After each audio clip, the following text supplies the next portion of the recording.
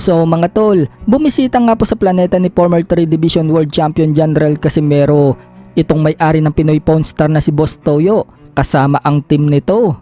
Nakisabay pa nga po ang team nila sa jogging na ginagawa ni Cuadro Alas araw-araw.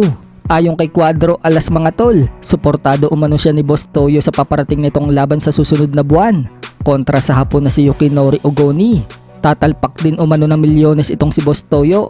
Kung matatandaan mga tol, present nga po itong si Boss Toyo sa huling laban ni Casimero sa Okada, Manila kontra kay Pilipos ni Tumbua ng Namibian, South Africa, kung saan tinalo ito ni Casimero via unanimous decision.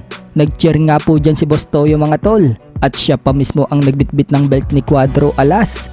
Kung mapapansin mga tol, wala pa nga rin pong ka-sparring si Cuadro Alas, pero bali-balita na may darating umanong ka-sparring si Cuadro Alas. Kaya abangan natin yan mga tol.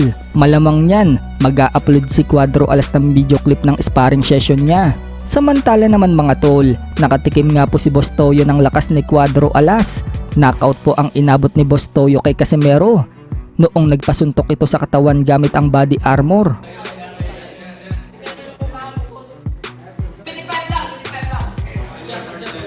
10 lang, 10.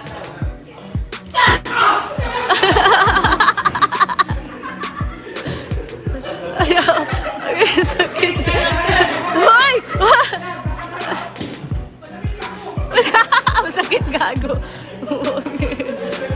Bukod dyan, hindi lang po si Boss Toyo ang nakatikim ng bagsik ng kamao ni Cuadro Alas. Maging ang isa niyang kasama mga tol, sinubukan din ang lakas ni Casimero. Isang suntok lang, bagsak din ang inabot nito.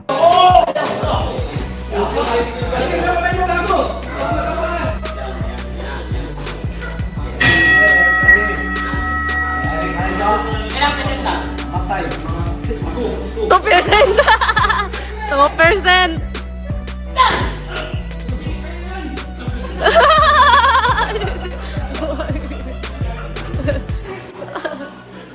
Maging ang dalawang alalay ni Cuadro Alas, hindi rin nakaligtas sa lakas ng suntok ni Casimero.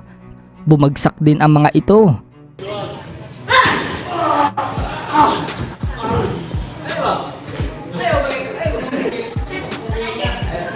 Ay, magsuka na.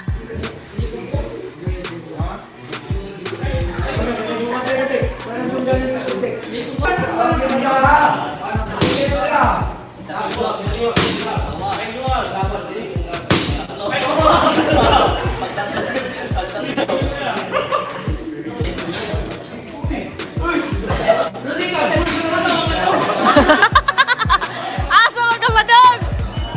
Ayon kay Boss Toyo mga tol, ang sakit umano ng suntok ni Cuadro Alas. Kung matatandaan, ganyan na ganyan din po ang naranasan ng member ng Treasure Boxing Promotion na si Mark Alesna at kasama nitong Hapon na promoter. Nakatikim din sila ng malamasong kamao ni Cuadro Alas.